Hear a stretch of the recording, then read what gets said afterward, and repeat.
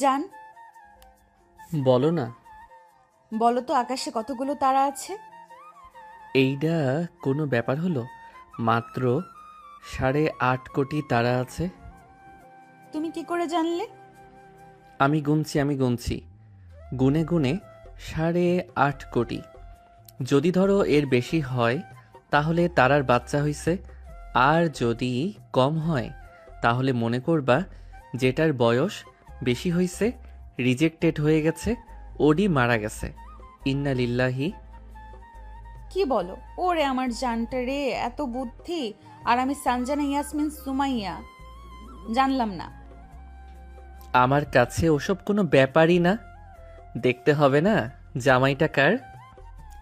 বলো তো বাংলাদেশে কয় টাকা কাক আছে?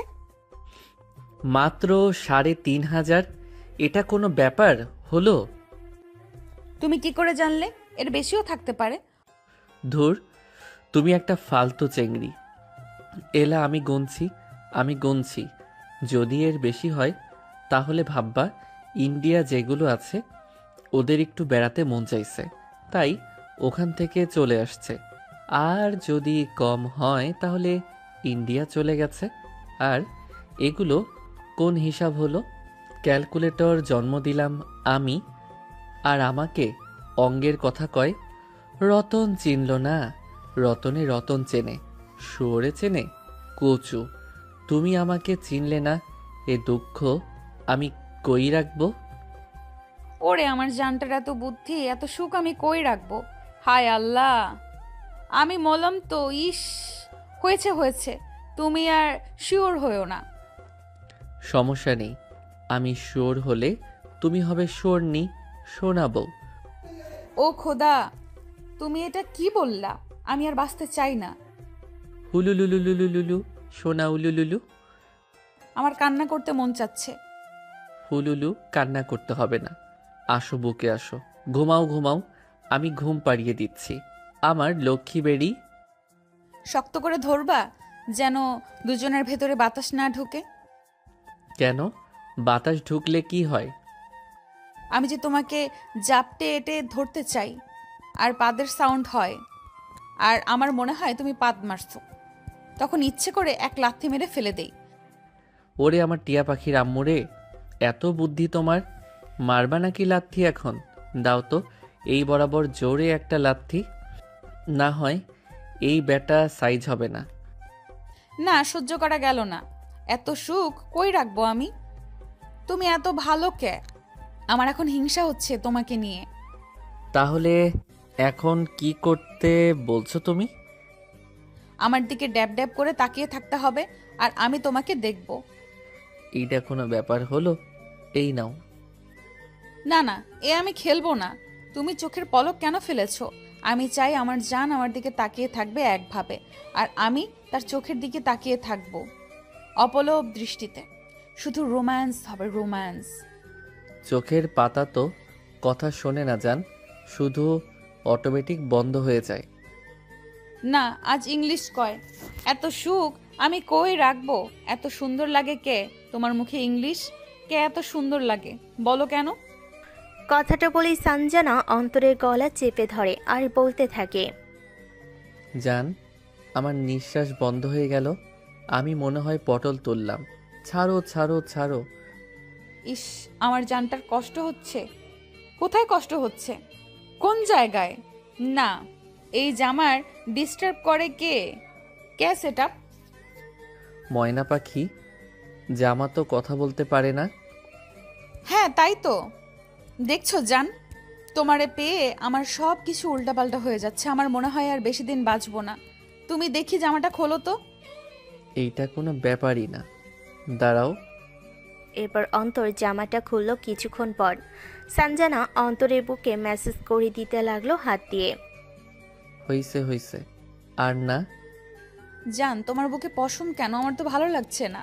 বটি নিয়ে আসি, আমি আস্তে আস্তে সব কেটে দিব। আস্তাক ফিরুল্লাহ, বটি না, লাগবে না। এগুলো ওইসব দিয়ে কাটা যায় না, এগুলোর জন্য আলাদা ব্যবস্থা করতে হয়। আমি বটিতে এত তাড়াতাড়ি কুচি হয় না। তুমি বিশ্বাস করো জান, আমি এত সুন্দর করে আস্তে আস্তে কেটে দেব, তুমি টেরই পাবে না। মার হাবা, এখানে আমার কপালে আনলাম। আল্লাহ, তুমি আমারে রক্ষা কইরো। জান, তুমি আম্বা কইলা কে? তোমার মার চিকিৎসার জন্য কি আমি 10 লাখ টাকা দিইনি? তোমার বাপের খাওয়া পড়ার টাকা কি আমি দিচ্ছি না? আমার যে কোম্পানি আছে, আমার পরিবর্তে তো এখন তুমি সব দায়িত্ব পালন করতেছো। এত কিছু করার পরেও আমার জানটার মন খারাপ, এটা তো আমি কিছুতেই মেনে নিতে পারতেছি না। ক্যাম্বা তো খেলবো না। আরে, এখানে খেলা খেলি আসলো কই থেকে? তুমি অনেক লক্ষ্মী, আমার লক্ষ্মী ফুলটুসি, থুক্কু ফুলটুস। তোমাকে ছাড়া আমার ভালো লাগে না। আমিও তোমাকে অনেক ভালোবাসি আমার বউ। মা। কথাটা বলে অন্তর সানজানার কপালে একটা চুমু এঁকে দেয়। তারপরে জান, তুমি এখন একটু থাকো, আমি একটু ওয়াশরুম থেকে আসি। না না গো, হবে না। সারাদিন তুমি কাজে বাইরে ছিলে, অফিসে। এখন কিছুতেই মানবো না, কোনো মতেই হবে না। আমার চোখের আড়াল হতে পারবে না, যেখানে যাবা আমার চোখের সামনে। সানজানা গাল ফুলে কথাগুলো বলে। জান, আমার হাগু চাপছে, না গেলে যে এখানে মেরে দিব। ও এই ব্যাপার, আগে বলবা না? চলো চলো। তুমি কোথায় যাচ্ছ? কেন, তুমি হাগু করবা? আমি দরজার বাহিরে দাঁড়িয়ে তোমারে পাহারা দিব, যদি কেউ আমার জামাইরে নিয়ে চলে যায়। আরে পাগল মেয়ে, ঘরের মধ্যে থেকে কে নিয়ে যাবে আমারে? বাইরের বড় দরজা লক করা, দারোয়ান বসে আছে, ভিতরে দরজা লক করা, কে নিবে? আমি জানি তুমি আমাকে মিথ্যা কথা বলো না। জিন পরি আছে, তারা হ্যান্ডসাম হ্যান্ডসাম ছেলে দেখলে নজর দেয়। আর আমার জামাই যে হ্যান্ডসাম, ওয়াক্থু। ধুরবাল, মুখে থুতু মারলে কেন? জান, আসলে এক্সট্রিমলি দুঃখিত। আমি তো তোমার উপরে কেউ নজর না দেয় সেটার প্রতিকার করতেছি। শুনছি বাথরুমে খারাপ চিন থাকে, আমার জামাইকে আমি পাহারা দিব, কিছুতেই আমি একা ছাড়বো না। ভাই বের হয়ে যাবে। ইস, আমার জামাইয়ের বের হয়ে যাবে। চলো চলো, তাড়াতাড়ি চলো। কোনো রকম দুজন দৌড়ে রুমের এক কোণা থেকে অন্য কোণার ওয়াশরুমের কাছে যায়। এই তুমি কই যাও? কেন, ভেতরে?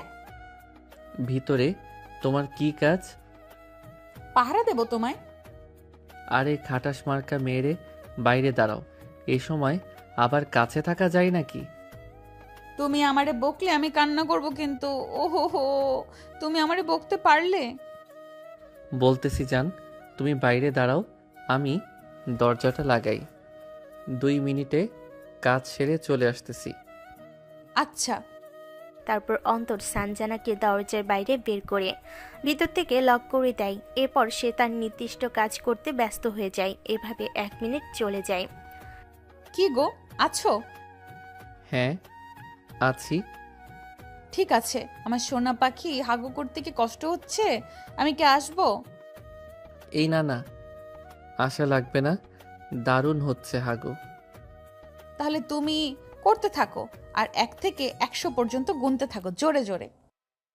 এখন এই সময় গোনা কেন? তোমার সাউন্ড শুনলে বুঝবো ঠিক আছো। আমি অর্ডার করছি না, গুনতে থাকো। 1 2 3 4। Hey you. জান, এত জোরে চাপ দিও না, ব্যথা লাগবে। তখন আমার কি হবে, আমার লক্ষ্মী জামাই? আচ্ছা শোনা, দেখে শুনে চাপ দিচ্ছি। আচ্ছা। এর কিছুক্ষণ পর অন্তর নির্দিষ্ট কাজ করে ওয়াশরুম থেকে বের হয়ে যায়। ইস, আমার জামাই তো একদম ঘেমে গেছে। কথাটা বলেই সানজানা তার ওড়নাটা দিয়ে কপাল এবং মুখে লেগে থাকা কিছুটা ঘাম মুছিয়ে দিতে থাকে। এরপর তারা তাদের নির্দিষ্ট বিছানায় চলে আসে। কি ব্যাপার, তোমার মন খারাপ হয়ে গেল কেন? জান, অনেক বড় একটা কারণ আছে। আমি কেন বারবার এমন ব্যর্থ হই? অন্তর সানজানার ভারী কথাটা শুনে ওর দিকে তাকিয়ে দেখে তার চোখ ছলছল হয়ে গেছে পানিতে। এবার আমার একটু খারাপ লাগলো। হাজার যাই হোক, আমারই তো বউ। ওর সামনে গিয়ে দাঁড়িয়ে ওর চোখে 2টা হাত দিয়ে পানি মুছিয়ে দিলাম। কি হয়েছে সোনা, তুমি না আমার দুষ্টু বউ? এভাবে চোখে পানি তোমাকে মানায় না, জামাইকে বলো। আমার অনেক খারাপ লাগছে। তোমার হাগু করতে কত কষ্ট হয়। আমি যদি তোমার হয়ে হাগু করে দিতে পারতাম, কত ভালোই না হতো। কথাটা শুনে অন্তর হাসবে না কান্না করবে বুঝতে পারছে না। অনেকটা ভ্যাবাচ্যাকা খেয়ে গেছে সে মিটমিট করে হাসতে হাসতে। কোনো ব্যাপার না গো আমার বউ, এই অল্প কিছুদিনে যে তোমাকে অনেক ভালোবেসে ফেলছি। কথাটা শুনে আমি এক ঝাপে অন্তরের কোলে উঠে গেলাম। জাপটে ধরে ওর কোলে উঠে বলতে থাকলাম, কি গো, হুট করে কোলে ওঠার কারণ? আমার জামাই, আমি যখন ইচ্ছা তখন কোলে উঠবো, তোমার কি? হ্যাঁ, তা তুমি উঠতে পারো। হা হা হা। না, এত সুখ আমি কই রাখবো? এত সুন্দর করে হাসো কেন? কি সুন্দর লাগে? আমার হাসি সুন্দর লাগে না কেন? এত সুন্দর করে কেউ হাসে? তুই একদম হাসবি না, একদম হাসতে পারবি না। কথাটা বলেই সঞ্জানা অন্তরের গলায় পাগলের মতো চুমু খেতে থাকে। এই কি করতেছো? কাতুকুতু লাগতেছে। নামলাম তো, এইভাবে কাতুকুতু দাও কেন? আমি তো আমার জামাইটাকে আদর করতেছি, চাইলে অন্য জায়গায় হোপ, দুশ্চরিত্র মেয়ে, পাগল একটা। Same to you. তাহলে আমি পাগলি? তুমি আমাকে পাগল না করে ছাড়বা না? কি ব্যাপার, কি হলো, কান্না করতেছো কেন? তুমি আমাকে ছাড়া কথা বললা কেন? আমি এই কষ্ট কই রাখবো? আম্মুর আমি এক্ষুনি আমার আম্মুর কাছে বলে দিব কি কষ্ট করে তোমাকে পেয়েছি। ছেড়ে দেওয়ার জন্য নাকি আজকে সারা রাত কান্না করব আমি? কান ধরছি, আর কোনোদিন বলবো না এই কান ধরছি। তুমি না আমার বিয়ে করা বউ, তাহলে তোমাকে ছেড়ে আমি কোথায় যাব? না, এভাবে হবে না। তুমি এখন কান ধরে 10 বার উদ্বস করবি আর আমাকে পিঠে নিয়ে 10 বার বুক ডন দিবি। ইন্নালিল্লাহ, তুমি আমাকে না কত ভালোবাসো।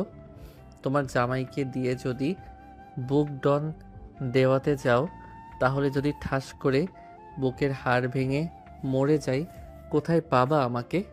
না, খুব জোরে চিৎকার করে সঞ্জানা দৌড়ে গিয়ে অন্তরকে জড়িয়ে ধরে হাউমাউ করে কান্না করতে থাকে।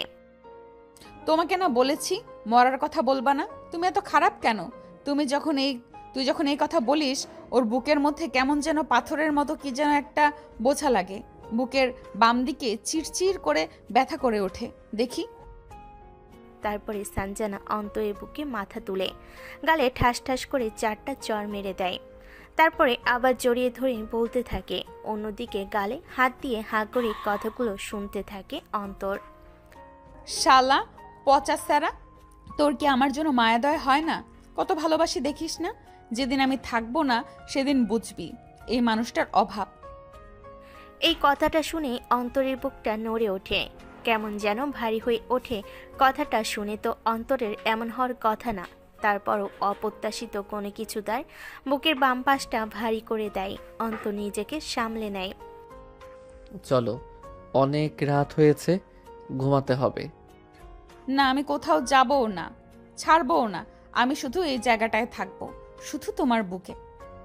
এভাবে অনেকটা সময় চলে গেল। উপায়ন্তর না দেখে আমি ওকে পাজা কোলা করে ওই অবস্থায় ধরে বিছানায় নিয়ে গিয়ে আস্তে আস্তে দুজন একসাথে শুয়ে পড়লাম। ও আমার বুকের উপরে শুয়ে কান্না করতে আছে এখনো, আর একটু পরে একটু একটু করে কামড় দিতেছে। একেবারে খারাপ লাগতেছে তা না, ওর ভালোবাসা দেখে মাঝে মাঝে আমি হতভাগ হয়ে যাই। একটা মেয়ে চাইলে ঠিক কতটা ভালোবাসতে পারে তা আমার বউকে না দেখলে কখনো বুঝতেই পারতাম না। কে বলে মেয়ে মানুষ ভালোবাসতে জানে না?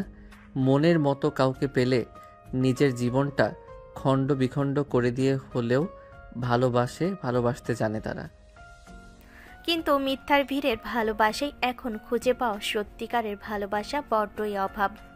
অনেকেই বলে না, এত এত সূর্যের আলোর ভিড়ে দিনের বেলায় চাঁদের আলো বিন্দুমাত্র দেখা যায় না, অথচ অন্ধকার রাতেই ওই চাঁদের আলোতে সারা পৃথিবী আলোকিত হয়ে থাকে। কিন্তু দিনের বেলায় তা শূন্যের কোঠায়। ভালোবাসার ক্ষেত্রে এমনই হাহাকার। সঞ্জানা, ওই সঞ্জানা, হুম। কান্না থামাবা? না, থাবা তো না। তুই কান্না করলি কে? কান্না না থামালে কিন্তু আমি উঠে চলে যাব। কথাটা বলার সাথে সাথে কান্নাটা থেমে যায়। ওর বাচ্চামো দেখে মুচকি হাসি না হয় সে আর পারলাম না। কান্না থামলেও যে এখনও কান্না করতেছে শব্দবিহীন তার বুঝতে বাকি রইল না, কেননা ওর চোখের পানি এখনও আমার বুকের উপরে পড়তেছে। আমি ওকে জাপটে ধরে আবার নিচেই উল্টে দিলাম। তারপর ওর কানের কাছে গিয়ে আস্তে আস্তে করলাম, সরি, আর কখনো এমন বলবে না তোমার জামাই। এই কান ধরছি, আলতো করে ওর কানে একটা চুমু দিলাম। সত্যি তো? এই 1 সত্যি, এই 2 সত্যি, এই 3 সত্যি। আমার মন ভালো হয়ে গেছে। তাহলে এদের কাহিনী দেখে না হেসে কি থাকা যায়? পাঠকগণ, আপনারা কি বলেন? আজকে না হয় একটু রোমান্টিকতায় হাসেন, আর কত কষ্টের গল্পে মনটা ভারী করবেন। কাঁদতে মন চাই, ঠিক আছে, তাহলে আমরাও কাঁদবো কোনো একটা নির্দিষ্ট সময় নির্দিষ্ট জায়গায়। গল্পের সাথে থাকেন, বুঝতে পারবেন। পাগল বউ আমার, চুপটি করে ঘুমাও, একটা কথাও বলবা না। আমার ঘুম আসে না, একটু গান গেয়ে ঘুম পাড়াও না তোমার বাচ্চাটাকে। শখ কত, কিছুদিন পর বাচ্চার মা হবে, এখন বলে বাচ্চা। হ্যাঁ, কইলেই হলো। আমি কোনো বাচ্চাটাকে নিব না। আমি গুনে গুনে 12 পিস নেব, 1 ডজন। না না, আমি বাচ্চা নেব না। যদি বাচ্চা নিতে গিয়ে আমার কিছু হয়, তোমাকে অন্য কেউ নিয়ে নিবে, তখন আমি কিভাবে সহ্য করব? ভালোবাসা আমাদের কতটা অন্ধ করে দেয়, নিজের মৃত্যুর কথা চিন্তা না করে, অথচ চিন্তা করতেছে নিজের ভালোবাসার মানুষটা অন্য কারোর হয়ে যাবে। আসলে আমাদের জীবনে কিছু নির্দিষ্ট মানুষ কখনো না কখনো উপস্থিত হয়, যাদেরকে আমরা জীবন বাজি রেখে হলেও আটকে রাখতে চাই। ওরে আমার পাগল রে। চুপ, ওইটা পাগলি হবে, আর তুমি আমার পাগল। আচ্ছা, এই মর্মে এই আদালত তাই মেনে নিচ্ছে। ওকে মেরে জানেমান। আচ্ছা ঘুমাও, আমি গান গাচ্ছি। তোমায় দেখতে দেখতে আমি আজও অন্ধ হয়ে যাই, দুনিয়াতে তুমি ছাড়া আর দেখার কেউ তো নাই। তোমায় দেখতে দেখতে আমি আজ অন্ধ হয়ে যাই, দুনিয়াতে তুমি ছাড়া আর দেখার কেউ তো নাই। আমার হৃদয়ে একটা আয়না, এই আয়না আমার বউটি ছাড়া কিছুই দেখা যায় না। ও হো হো হো, তুমি আমার ভালো জামাই। তোমায় দেখে এত পাগল কেন বলো তো আমার ভালো জামাই। হইছে, এবার ঘুমাও। আচ্ছা, তুমিও। তারপর এটা দুজন গল্প করতে করতে একটা সময় ঘুমিয়ে পড়ে। অন্যদিকে আজ কতদিন পর, ঠিক কতদিন পর আমার মেয়েকে মন খুলে হাসতে দেখি, তাকে শান্তিতে থাকতে দেখছি। আমাদের জন্য এর থেকে আর কি খুশির হতে পারে বলো তো সাহেলা? ঠিক বলছো। এই 2টা বছর আমরা আমাদের মেয়েদের জন্য এমন কি নাই যে করিনি। কিছুতেই আমার মেয়েকে আমরা ভালো করতে পারিনি। এই তো আমাদের অর্থ, এই এত কিছু বিলাসিতা, আমার মেয়েকে ভালো রাখতে পারিনি। আল্লাহকে কত বলছি। আমি সেই চিন্তাই করছি সাহেলা, আর যদি এই ছেলেটা না থাকতো, আমরা হয়তো আমাদের মেয়েকে আর পেতাম না। স্বয়ং আল্লাহ হয়তো আমাদের জন্য পাঠিয়েছে গো। না হয় এই ছেলের চেহারার সাথে রিক্ত চেহারার কেন মিল থাকবে? এই খারাপ ছেলেটা আমার অবুঝ মেয়েটাকে ভুলিয়ে ভালিয়ে মাছ সমুদ্রে ফেলে চলে গেছে, আর আমরা দুজনেই টাকা টাকা করতে করতে কখনো আমাদের মেয়েদের দিকে সময় দিতে পারলাম না। যখন আমরা মেয়েদের দিকে সময় দিলাম, ততদিনে এতটা দেরি কেন হলো? সব কিছুর একটা নতুন আছে। আজ যদি আমাদের সাথে এমন কিছু না হতো গো, তাহলে কি আমরা আমাদের মেয়ের মর্ম বুঝতাম? ছোট থেকে আমরা দুইজনে টাকা টাকা করতে করতেই মেয়েটাকে কখনো বাবা মায়ের ভালোবাসা দিয়ে বড় করতে পারি নাই। কাজের বুয়া তাকে মানুষ করলো। জন্ম দিলেই কি বাবা মা হওয়া যায়? মেয়ের সাথে মায়া মহব্বত থাকা লাগে। শুধু তার দায়িত্ব টাকা পয়সা দিলেই সবকিছু হয় না। আর আমাদের মেয়ে এতটা বেপথে চলে যাবে, তা তো আমরা কল্পনাতেও ভাবতে পারি নাই। কথাগুলো তুমি ঠিকই বলেছো গো। তবে শেষমেশ এই ছেলেটাকে না পেলে যে কি হতো? ওর মায়ের কি অবস্থা?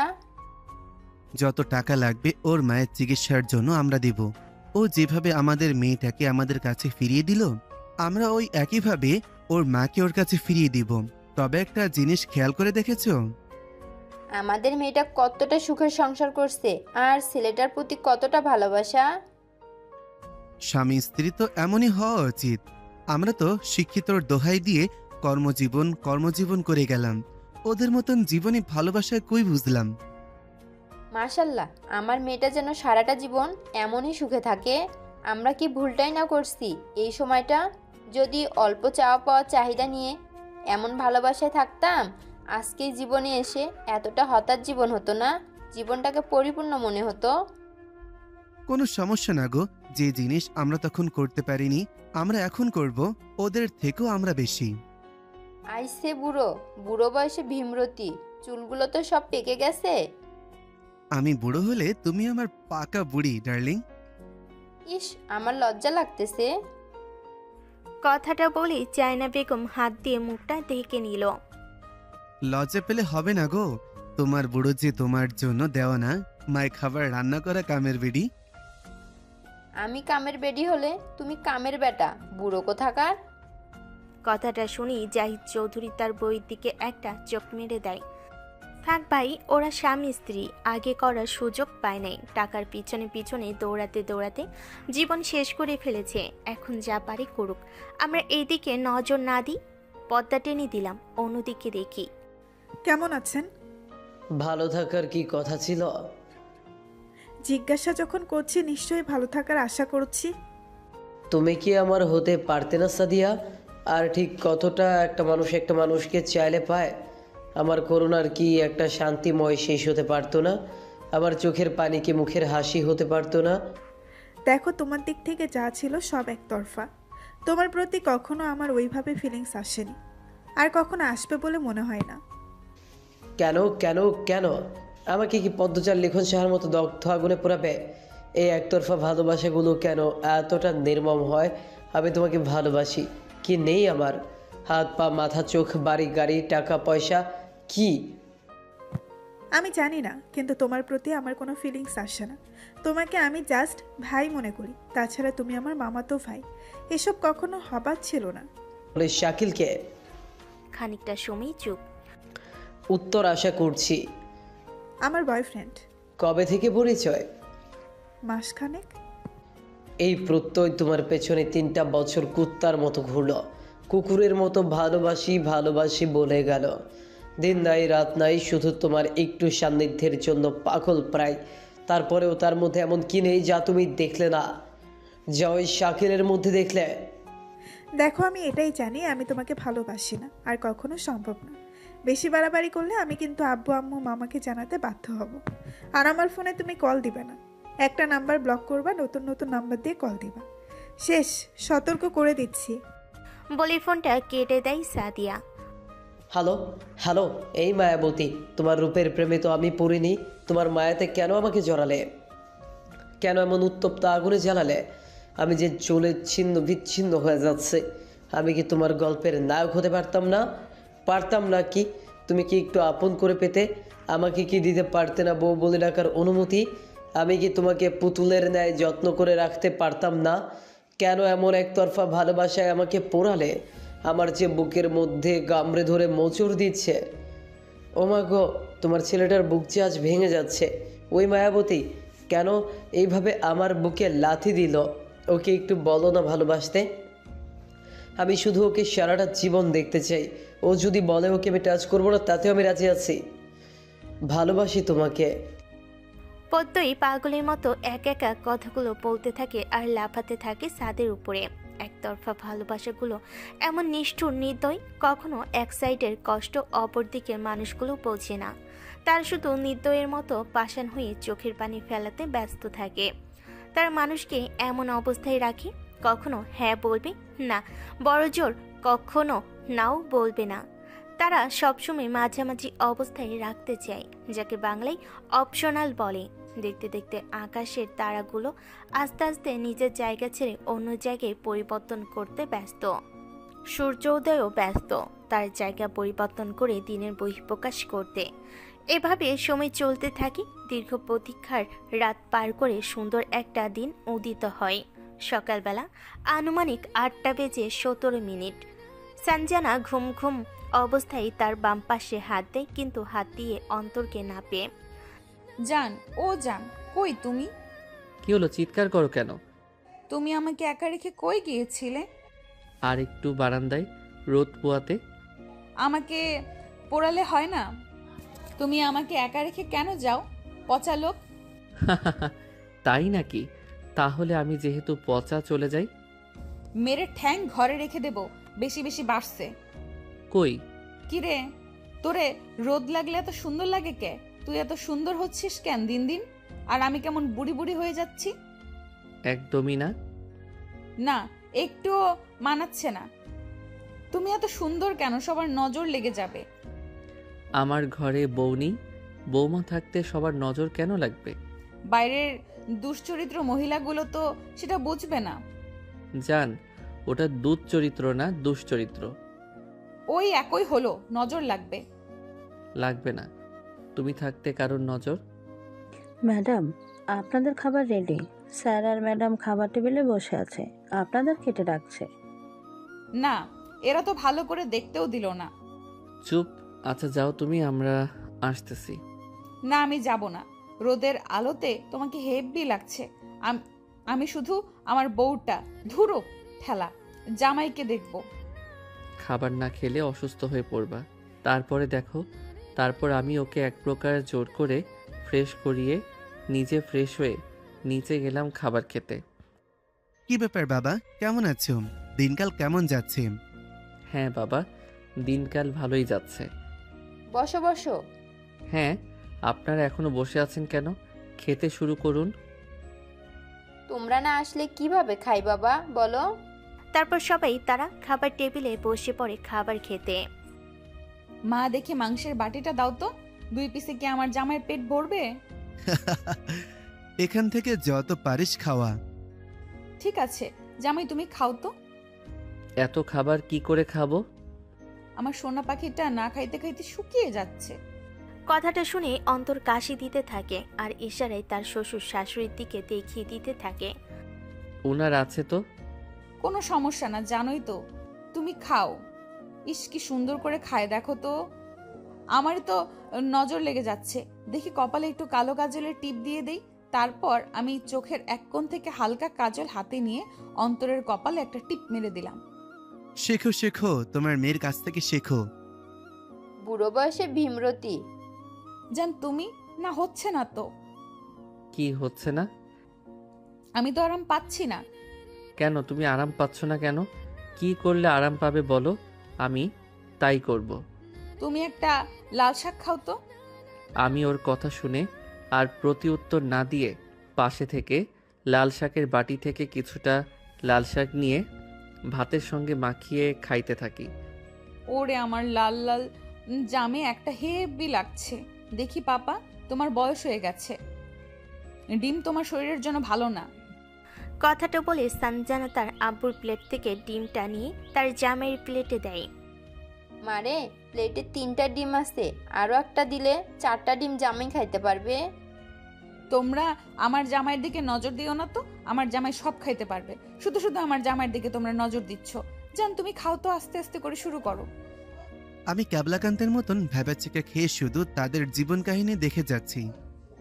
দেখি প্লেটটা আমার কাছে দাও। কেন? আমি একা খেতে পারবো। কচু পারবা তুমি খাইতে?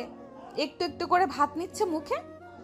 কথাটা বলে আমি প্লেটটা নিয়ে সুন্দর করে ভাত মেখে মেখে খাইয়ে দিতে লাগলাম। আহারে ভালোবাসা মা, তোদের ভালোবাসা দেখে আমাদের অতীতে ফিরে যেতে ইচ্ছা করছে। মা, তোমার কাজ কিন্তু হচ্ছে না। তুমি কিন্তু আমার আর আমার জামাইয়ের ভালোবাসায় নজর দিচ্ছ। যদি আমার জামাইয়ের পেট খারাপ হয় তাহলে তোমার খবর আছে। একই শায়লা, এসব করা কিন্তু ঠিক না। দেখো না বাবা, শুধু শুধু। এবার তুমি আমাকে খাইয়ে দাও। তোমার না হয় লজ্জা না থাকতে পারে, এখানে আব্বু আম্মু আছে, তাদের সামনে কিভাবে খাওয়াবো? দেখো তো কেমনটা লাগে। বাবা, কোনো সমস্যা না, তুমি খাইয়ে দিতে পারো। তারপর আমি প্লেটটা নিয়ে সুন্দর করে ভাত হাতে নিয়ে একটা মাংসের পিস দিয়ে সুন্দর করে তার মুখের সামনে ধরলাম। আহা, তো খাবার না, মনে তো হচ্ছে অমৃত। এত সুন্দর লাগতেছে তোমার হাতে জামাই খাবার খেতে। আহা, হয়েছে হয়েছে, আর অ্যাক্টিং করতে হবে না। আমি তো জানি আমার ভালোবাসায় তোমার হিংসে হচ্ছে। হিংসে করতে থাকো, তাতে আমার কোনো কিছু যায় আসে না। এ কেমন কথা? প্রতিটা মায়ে চায় তার মেয়ে সুখে থাক, শান্তিতে সংসার করুক। তাহলে আমি তোকে কেন হিংসা করতে যাব? তোমার কথাবার্তা শুনে তো মনে হচ্ছে।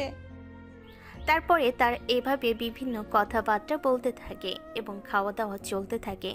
নির্দিষ্ট কিছু সময় পর খাওয়া দাওয়া শেষ হয়ে যায়। তারপর সানজানা তার রুমে চলে যায়। কিছুক্ষণ পর আমি জানি বাবা, আমাদের মেয়ের বর্তমান কাজকর্মের সাথে তুমি কিছুটা অপ্রস্তুত। তুমি একটু কষ্ট করে ম্যানেজ করে নাও।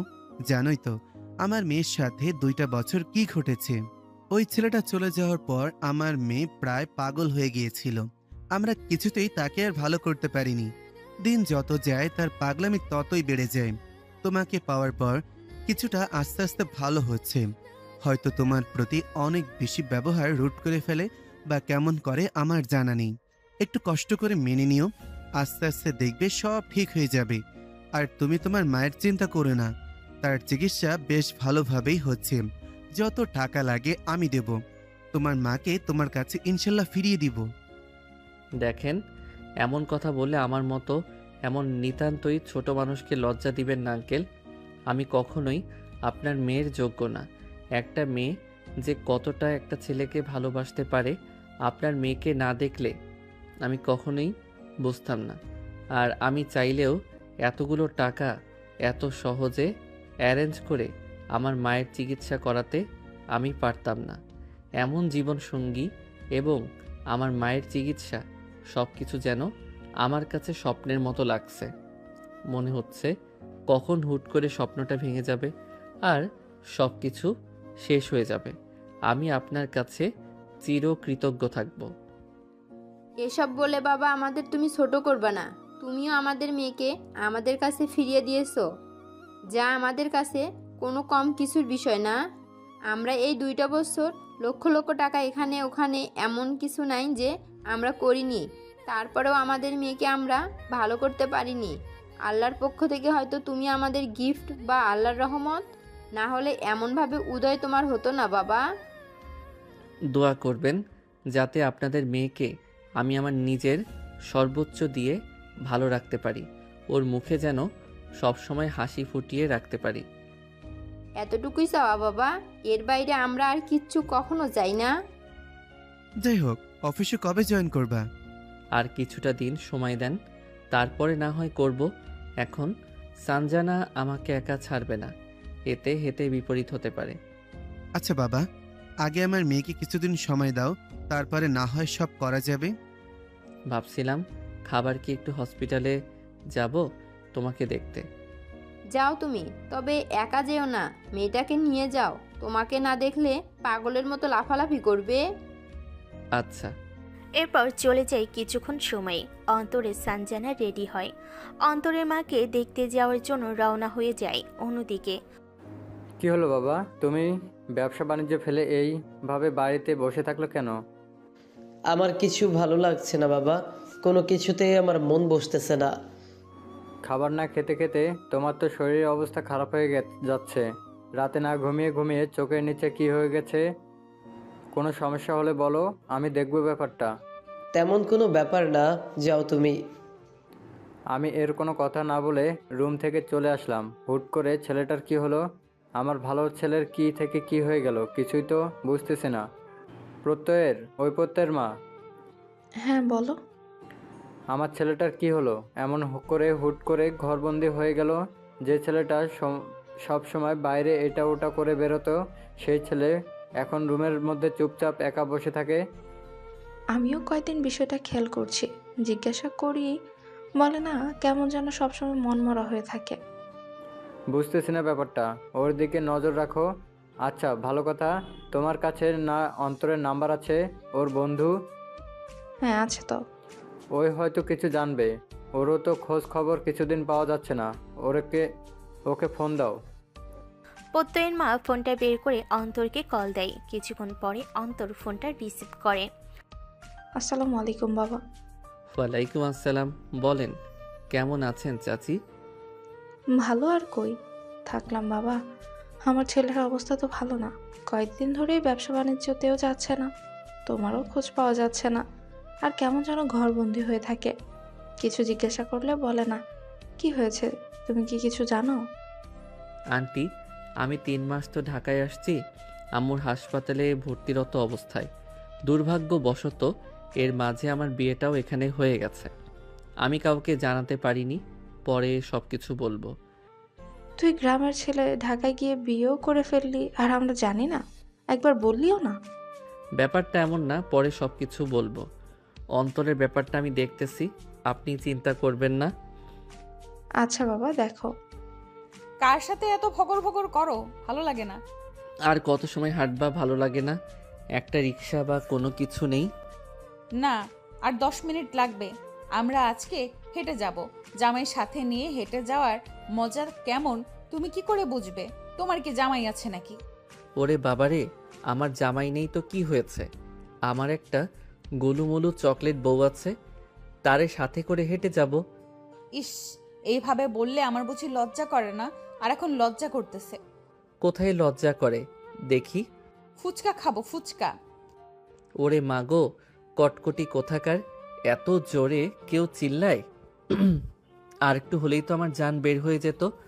আসতে বললে কি হয়? আমি ভাবছি কি থেকে কি হয়ে গেল। তুমি আমাকে বকা দিলে। আমার এখন কান্না করতে ইচ্ছে করছে। আমি একটু কান্না করি, আচ্ছা?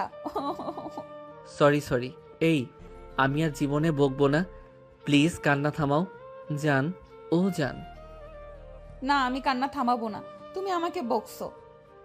আর জীবনে বকবো না, সরি। একটা হাসি দাও, এই দাও। মিটমিট করে হাসতেছে, দাঁত বের হচ্ছে না, খিলখিল করে হাসি দাও। হবে না, আমি এটা ধরে রাখবো। কানে ধরে 2 মিনিট আমার সামনে দাঁড়িয়ে থাকবা, এটা তোমার শাস্তি। তুমি পাগল হয়ে গেছো? এটা পাবলিক প্লেস, মানুষের সামনে কি আমার মান সম্মান তেনা তেনা করবা রাস্তাঘাটে? হবে না মানে হবে না। এখন কিন্তু আমি রাস্তায় গড়াগড়ি করব। অন্তর মনে মনে ভাবতে থাকে। না, এ তো মহা বিপদে পড়লাম। এখন যদি সত্যি সত্যি এটা করে, এর থেকে চোখ কান বন্ধ করে 2 মিনিট কান ধরে দাঁড়িয়ে থাকি। কি হলো? কোথায় হারিয়ে গেলে? 1 2 3 4 5, এই ধরছি কান। ওর এমন পাগল পাগল অবস্থা দেখে আমার হাসি আর আটকে রাখতে পারলাম না। আমি খিলখিল করে হাসতে লাগলাম। এমন সময় ওরে জড়িয়ে ধরলাম, আর ও কান ধরে দাঁড়িয়ে আছে। এভাবে চলে যায় কিছুক্ষণ। আজকাল মানুষের ঢং দেখলে বাসি না বাপু। কত সব যে নাটক জানে। রাস্তাঘাট মানুষের বাপের, যখন যা ইচ্ছা তাই করবে। নির্লজ্জ ছেলে মেয়ে। এই পুরুলিয়া জাতি কেন এরকম ছ্যাবলা হবে? এদের জন্য আমাদের পুরুষদের আজ মেয়ে বলা হয়। পাশ থেকে কথাটা শুনে সানজানা দৌড়ে গিয়ে ওই পথচারী, যার বয়স 45 থেকে 50-এর আশেপাশে, তার গলা চেপে ধরে। শালার টাকওয়ালা কালুয়া মাল! আমি আমার জামাই যা ইচ্ছা তাই করব। তোর বাপের কি? তোর বউ কি তোর লগে এইভাবে করে না নাকি? অন্য কারো লগে পরকিয়া করে। শালার নির্লজ্জ বেহায়া, তুই দুর্গন্ধ পচা নর্দমায় পড়বি। আপা সারেন, এইবার কিন্তু বেশি বাড়াবাড়ি হয়ে যাচ্ছে। এইবার কিন্তু এসপার ওসপার হয়ে যাবে। তুই ভাগারে গিয়ে মরবি। তোর বউ পরকিয়া করবে, অন্যের ভালোবাসা সহ্য করতে পারিস না, শালা হিংসুটে। সানজানার এই অবস্থা দেখে আমি দৌড়ে গিয়ে ওকে ঝাপটে ধরলাম। এই থামো থামো বউ, অবুঝ মানুষ, বুঝে নাই, ছেড়ে দাও। আমার বাপরে চিনিস তুই? শিল্পপতি জাহিদ খানের মেয়ে আমি। মেরে ডাস্টবিনে ফেলে রাখবো। আপনি জাহিদ খান স্যারের মেয়ে? আমি তো আপনাদের কোম্পানিতে চাকরি করি। সরি ম্যাডাম, আমি বুঝতে পারিনি। আমার ভুল হয়ে গেছে, মাফ করে দেন। আর জীবনেও অন্যের ভালোবাসা দেখে আর জ্বলবে না। যখনই জ্বলবে তখনই আমি পানির মধ্যে ঝাঁপ মারবো। আমি সব মানতে পারি, কিন্তু আমার জামাইরে যে 2 কথা বলে আমি তারে ছাড়ি না। স্যার আমাকে মাফ করে দেন। তোরে গিয়ে আমি তার পায়ে ধরলাম। আর কখনো এমন হবে না। এই আপনি আমার অনেক বড়, পা ধরেন না। আমি আপনাকে মাফ করে দিছি, যান আপনি। এখনই আব্বুর কাছে তোর ব্যাপারে হচ্ছে, দাঁড়া। যা মশা মেরে হাত গন্ধ করলাম না। আমার জামাইয়ের জন্য তোরে ছেড়ে দিলাম, কিন্তু শুনি যা, পরবর্তী সময়ে যদি এমন কিছু তোরে দেখেছি, তাহলে কালুয়ার টাকের উপরে আমি আলো লাগাবো। আবার জিগায় আমার জীবন থাকতো আর এই ভুল করব না ম্যাডাম। থাকেন আপনি চাচা, আপন যান বাছা। কথাটা বলেই দৌড়ে লোকটা চলে যায়। তখনই জান, ওই ফুচকা খাবো, আমাকে ফুচকা কিনে দাও। পাগল মেয়ে কোথাকার! চলো চলো, দেখি কত ফুচকা খেতে পারো। তবে বেশি খাওয়া যাবে না, শরীর খারাপ করবে। তারপর তারা ফুচকাওয়ালার কাছে যায়। মামা ফুচকা লাগবো? হ্যাঁ, 1 প্লেট দাও। আমরা দুজন মানুষ, 1 প্লেটে কেন? 2টা কারণে। 1, বেশি খেতে দিব না, শরীর খারাপ করবে। 2, আমি বেশি একটা ঝাল খেতে পারি না, তাই ফুচকা খাবো না। মামা ঝাল কম দিয়ে প্লেট দেন। আচ্ছা মামুনি বসো, তোমরা এক্ষুনি দিচ্ছি। এরপর অন্তর আর সঞ্জনা বসে গল্প করতে লাগলো। এভাবে চলে যায় 5 থেকে 10টা মিনিট। কিছুক্ষণ পর ভাই সাহেব, এই যে আপনাদের ফুচকা। এরপর আমি ফুচকাওয়ালা থেকে ফুচকার প্লেটটা হাতে ধরলাম, আর সঞ্জনা ফুচকা টক দিয়ে খেতে লাগলো। এক এক করে 2 থেকে 3টা ফুচকা খাওয়ার পর চতুর্থ নাম্বারটা হাতে নিয়ে জানেমান হা করো তো। এই না না, আমি ফুচকা খাবো না। মজা লাগতেছে, হা করতে বললাম না, হা করো। রাগী ভাব দেখে আমিও হাঁ করে দিলাম। এই নাও। অন্তর মুখের মধ্যে ফুচকাটা নিয়ে চিবাতে চিবাইতে কিছুক্ষণ পর গিলে ফেলে। ও ঝাল ঝাল। ও জান, কোথায় কষ্ট হচ্ছে তোমার, দেখি হা করো। অন্তর হা করে দিল। ফু ফু। অন্তরের মুখের মধ্যে সঞ্জনা ফু দিতে থাকলো। ওহ, কমতেছে না। ফু ফু। কিছুক্ষণ পর উপায়ন্তর না পেয়ে দেখে ওর ঠোঁটের সাথে আমার ঠোঁট এক করে দিলাম। সঞ্জনা অন্তরের ঠোঁটে এত জোর চুষতেছে মনে হচ্ছে কোনো আইসক্রিম খাচ্ছে। এইভাবেই 1 মিনিট পর ছেড়ে দেয়। ফুচকাওয়ালার বসার জায়গাটার পাশেই উপরে ছাতা এবং চারিদিকে হালকা ঘেরা টাইপে থাকে, বাইরের মানুষ কেউ কিছু বুঝতে পারেনি। আহ, এটা কি হলো? ঝাল কমানো হলো মামা। এই মামা, জি আপামনি। তোমাকে না বলেছি ঝাল দিও না? আপামনি, আমি তো জালই দিইনি, হালকা পরিমাণে, এতে তো জাল হওয়ার কথা না। আমি কথাটা শুনেই অন্তরের দিকে তাকালাম। অন্তরের দিকে তাকাতেই অন্তর সঞ্জনার দিকে চোখ মারল। আচ্ছা আপনি যান। ফুচকাওয়ালা চলে যায়। ওরে সাদাসিধে মনে হয়, ভাজা মাছ উল্টে খেতে পারে না, ভেতরে ভেতরে এত কিছু। লুচ্চা বেটা। টেনশন নিও না, তুমি লুচ্চা বেটার বউ লুচ্চানি তাহলে। হইছে হইছে, চলো আম্মাকে দেখতে যেতে হবে। তারপর সঞ্জনা আর অন্তর ওখান থেকে সোজা হাসপাতালের উদ্দেশ্যে রওনা দিল। কিছুক্ষণ বাদে তার হাসপাতালে পৌঁছে যায়। তারা সোজা লিফটে উঠে 5 তলায় চলে আসে। 5 তলায় আসতেই কেবিন নাম্বার 109 রুমে চলে আসে। রুমের সামনে গিয়ে তারা দেখে 2টা নার্স বসে আছে। কি ব্যাপার, রুমের সামনে আপনারা কি করেন? যে ব্যাপারটা হচ্ছে, আমাদের অতিরিক্ত পেমেন্ট করে এই পেশেন্টের জন্য প্রাইভেট আকারে রাখা হয়েছে, আর খেয়াল রাখার জন্য যাতে তার কোনো সমস্যা না হয়। তাহলে আপনারা দুজন?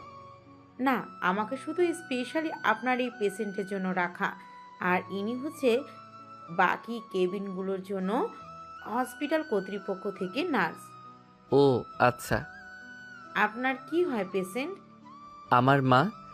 এক কাজ করেন, আপনি ডাক্তারকে একটু ডেকে আনেন, আমরা ভেতরে আছি। আচ্ছা, আপনারা যান, আমি ডক্টরকে ইনফর্ম করছি। এরপর অন্তর কেবিনের মধ্যে প্রবেশ করে। কেবিনের মধ্যে ঢুকে দেখতে পারে তার আম্মু চুপচাপ ঘুমিয়ে আছে। তার পাশে বসে অন্তর তার মাথায় হাত বুলিয়ে দিতে থাকে। না চাইতো অন্তরের চোখ দিয়ে টপ টপ করে পানি পড়তে থাকে। আপনাদের মনে প্রশ্ন আসতে পারে, অন্তরের মা কেন হসপিটালে ভর্তি? আসলে যখন গ্রামে থাকতো অন্তররা, তখন অন্তরের মা অতটা খামখেয়ালি না করে প্রচুর পরিমাণে পানি কম খেত, যার ফলে তার 2টা কিডনি অকেজ হয়ে যায়। কিন্তু অন্তরদের পক্ষে কিডনি ট্রান্সফার করা সম্ভব ছিল না আর্থিক দিক দিয়ে। সকল চিকিৎসার খরচ সঞ্জনার আব্বু বহন করে। কেন করে আর বলার বহিঃপ্রকাশ আশা করি বলতে হবে না, কেননা আপনারা ইতিমধ্যে জানেন। কিছুক্ষণের মধ্যে ডক্টর আসে। কি অবস্থা মিস্টার অন্তর? জি, আগে বলুন আমার আম্মার কি অবস্থা? ওনার ভালো হতে আর কতদিন লাগবে? এত হাইপার হচ্ছেন কেন? এখন এত তাড়াহুড়ো করলে হবে? আলো সময় কেন পানি বেশি খাওয়ার নাই? জানেন না এটা সুস্থ মানুষের অন্তত কম করা হলেও 3 থেকে 4 লিটার পানি খেতে হয় দিনে, না হলে কিডনির উপরে কত প্রভাব পড়ে জানেন আপনি? যাই হোক, আপনারা তো অপারেশনের দিন সবাই উপস্থিত ছিলেন, তখনই বলে দিছি ভালোভাবে অপারেশনটা সাকসেসফুল হয়েছে, আর বেশি সময় লাগবে না, আর 1 মাস এর মধ্যে পুরোপুরি উনি সুস্থ হয়ে যাবে। তবে আপনারা এখানে কেউ রোগীর পাশে থাকতেছেন না, ব্যাপারটা সত্যি হতাশাজনক। আপনারা থাকলে রোগী খুব দ্রুত ভালো হয়ে যাবে। নিজের লোকদের দেখলে তার আত্মবিশ্বাস ফিরবে সুস্থ হওয়ার জন্য। একা একা সে আরও ট্রমাটাইজ হয়ে যাচ্ছে। এখন দেখেন কি করবেন। নার্স, ঘুমের ইঞ্জেকশন কি করা আছে? জি স্যার, একটু আগেই করা হয়েছে, এখন ঘুমোচ্ছে। তা আপনারা পাশে থাকেন, কোনো দরকারে অবশ্যই জানাবেন। আমি রাউন্ডে আছি। আচ্ছা। এরপরে নার্স আর ডক্টর বের হয়ে যায়। তখনই সঞ্জনা দুইটা হাত অন্তরের নিজের দুই হাত দিয়ে ধরে কপালের সাথে কপাল ঠেকে নিজের, তারপর কিছুটা কান্না জড়িত অবস্থায়। দেখো, তুমি তো সবই জানো, এখন আমার মায়ের পাশে আমার থাকা কতটা জরুরি। আর যদি তোমার মায়ের জায়গায় থাকতো, তুমি কি এমন করতে পারতে? আমি জানি তুমি আমাকে মিস করতেছো, আমাকে ছাড়া থাকতে পারতেছো না। আমি তোমার সেই সিদ্ধান্তকে সম্মান করি, তাই বলে আজকে তুমি আমার অসুস্থ মায়ের পাশে থাকতে দিবা না? তোমার বাবা, তোমরা কি চিকিৎসার খরচ দিয়েছো বলে যা খুশি তাই করবা? আমি পাথরের মতো তা মেনে নিচ্ছি, তবে আমারও তো মন আছে, আমারও কষ্ট হয়। এভাবে কান্না করিও না গো, আমার কষ্ট লাগে। আমি না বুঝতে পারিনি, আমি ভাবছি এখানে থাকলে অনেক নার্স, অনেক মেয়ে থাকবে, আমার জামাইয়ের দিকে নজর দিবে, তাই আমি না করছি তোমাকে। আচ্ছা ঠিক আছে, আজ থেকে আম্মু বাড়িতে না যাওয়া পর্যন্ত আমরা দুজনে এখানেই থাকবো। সত্যি বলছো তুমি? এ পাক্কা, 3 সত্যি। এরপর তারা হসপিটালে থাকতে শুরু করে। এভাবেই দেখতে দেখতে 1 মাস 7 দিন চলে যায়। এই 1 মাস 7 দিন পরে অন্তরিমা এখন মোটামুটি সুস্থ, কিছুটা হাঁটতে পারে। বলা যায় 70% এখনও তার পরিপূর্ণ বেড রেস্ট দরকার। তারপরে সঞ্জনা ও তাদের পরিবার অন্তর সবাই সঞ্জনাদের বাড়িতে তার আম্মুকে নিয়ে যায়। এভাবেই চলে যায় আরও 2টা মাস। এই 2 মাসে এখন মোটামুটি অন্তরিমা সুস্থ।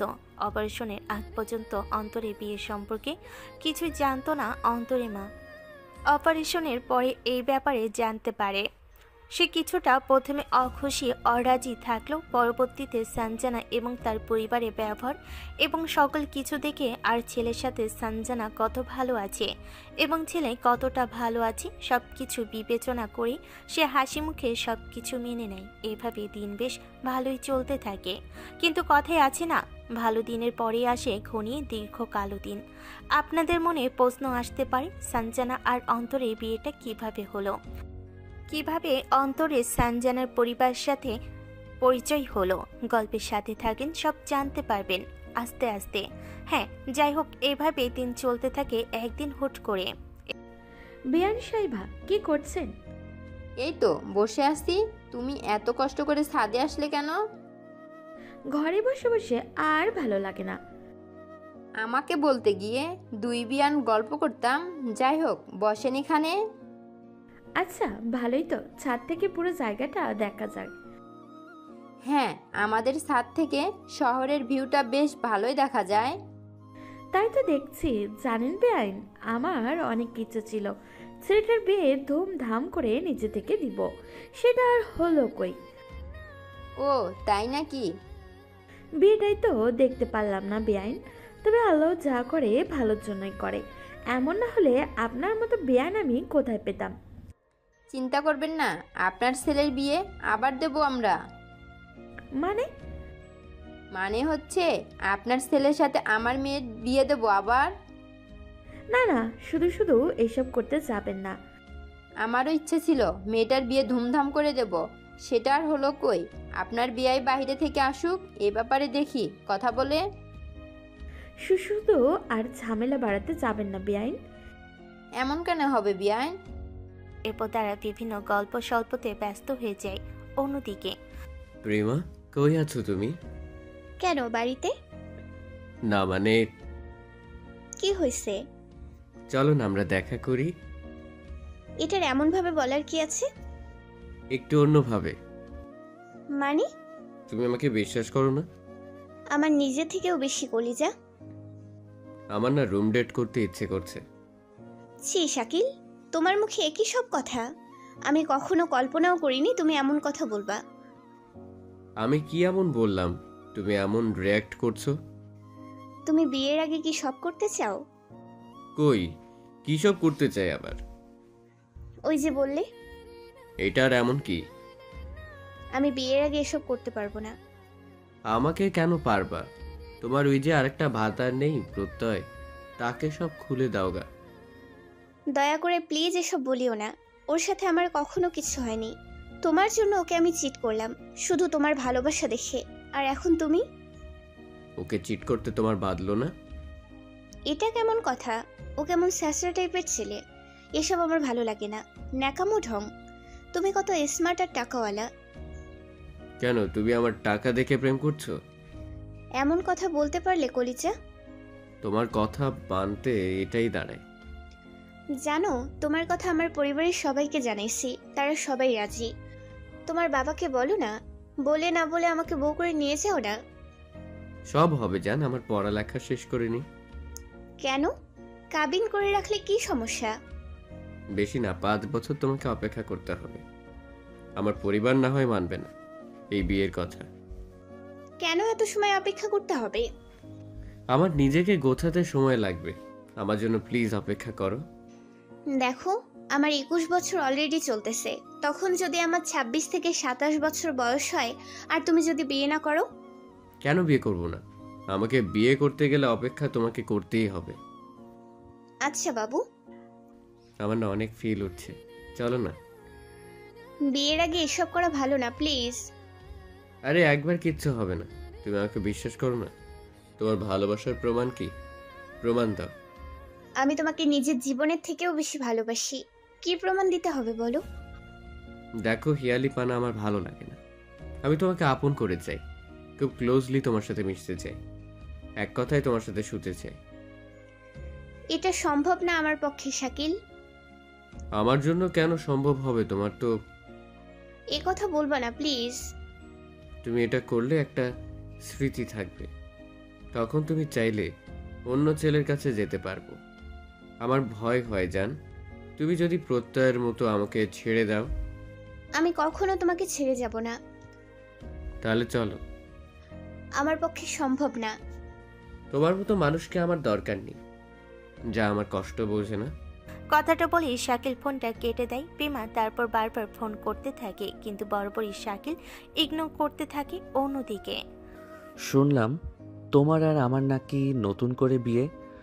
হ্যাঁ, আমার তো লজ্জা লাগে নতুন বউ হব। ওরে আমার লজ্জাবতী বউরে। ইস, আমি মনে হয় একা বউ হব, তুমিও তো স্বামী হবে। নো, আমি তোমার স্বামী হতে পারবো না। মানে? আমি তোমার হাজবেন্ড হব। পাগল একটা। বলে আমি অন্তরের কপালে একটা চুমু এঁকে দিলাম, তারপরে শক্ত করে ওকে জড়িয়ে ধরলাম। এই আমি বেলুন নাকি এত জোরে চেপে ধরছো? তোমাকে বেলুনই মনে হয়, যত জোরে চেপে ধরি ততই মজা হয়। তবে রে, এই নাও। এই গেলাম রে। এখন কেমন লাগে? এখন কেমন লাগে? খাটাস মার্কা ছেলে, ভ্যা ভ্যা হনুমান কোথাকার। ওরে আমার হনুমাননি। এই শোনো না, এই শোনো না। বলো বলো বলো। চলো না আমরা কোথায়? লুডো খেলি। এই ভর দুপুরে তোমার এই উল্টাপাল্টা শখ হচ্ছে? লুচ্চা বেটা কোথাকার, আমি লুডুর গুটি খেলার কথা বলছি। হা হা, আমি ভাবলাম কি না কি। পাগল কোথাকার। কিন্তু তুমি চাইলে সামথিং সামথিং এক রাউন্ড অন্য লুডো হতে পারে। কোন লুডো? যে লুডো খেললে বেবি আসে। লুচ্চা বদমাইশ, দেখছো না শুকনো দৃষ্টিতে কেমন দর্শকরা দেখছে? দরজাটা আগে আটকাও, তারপরে ভেবেচিন্তে দেখা যাবে। কথাটা বলেই মুখে হাত চেপে মুচকি মুচকি হাসতে লাগে সঞ্জনা। অন্তর পজিটিভ সংকেত পেয়ে দরজাটা আটকে মেতে যায় আনন্দ খেলায়। এভাবে দিন হাসি খুশিতে তাদের বেশ ভালোই কাটতে থাকে। এরই মাঝে তাদের পরিবার আর তাদের বিয়ের আলাপ আলোচনা করতে ব্যস্ত হয়ে পড়ে। বিয়ে ঠিক হয় নভেম্বরের 27 তারিখে, হাতে আর মাত্র 15 দিন বাকি। অন্যদিকে ওই দিনের পরে শাকিল আর প্রেমের কল ধরেনি, অনলাইনেও যোগাযোগ করেনি। SMS দিলে সিন করতেছে না, কোনোভাবেই তার সাথে কথা বলতেছে না। এক সময় কি হলো, এত কেন কল করতেছো? তোমারে বললাম না তোমার সাথে আমার কিচ্ছু নেই। এসব মানুষকে আমি ভালোবাসি না, যে আমার কষ্ট বোঝে না। জান, তোমাকে ছাড়া আমি থাকতে পারবো না।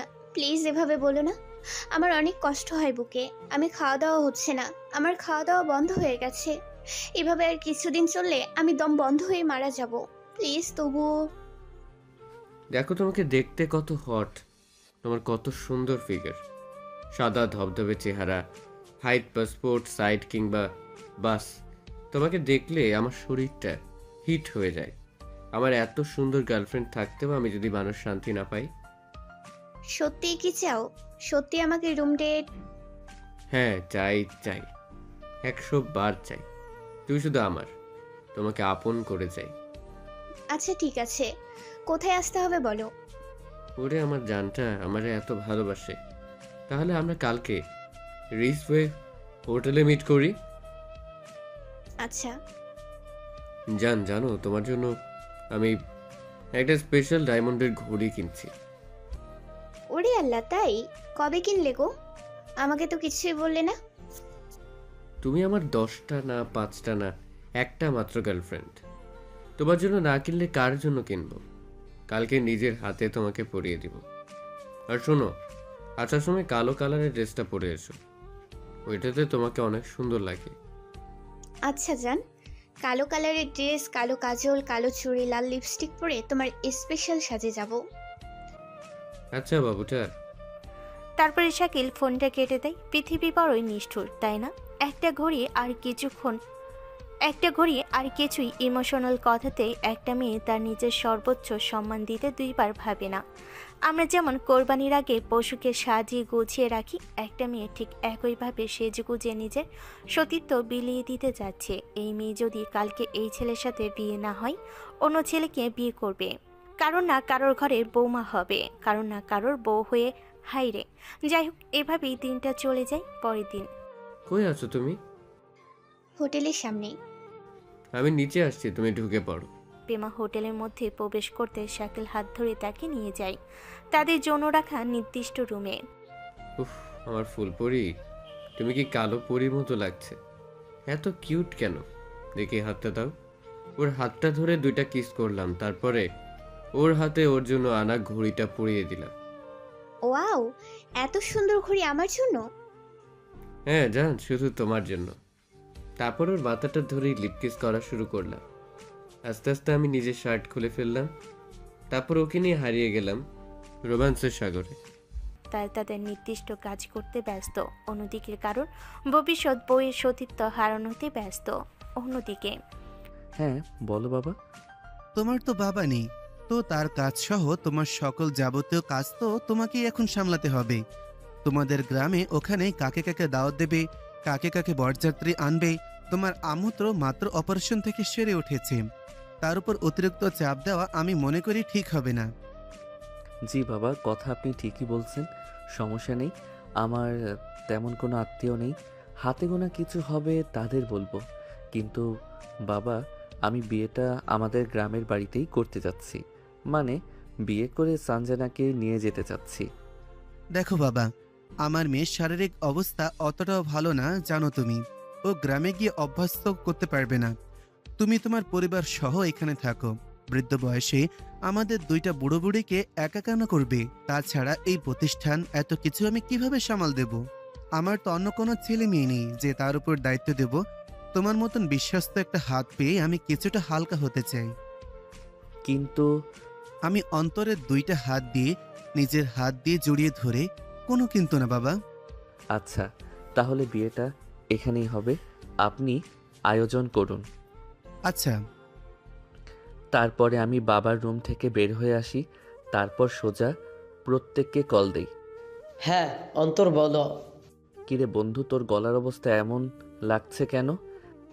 না তেমন কোনো ব্যাপার না।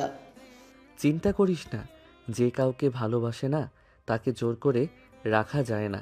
পৃথিবীতে সব কিছু ধরে বেঁধে পাওয়া যায়, কিন্তু মায়া জিনিসটা ধরে বেঁধে আটকে রাখা যায় না।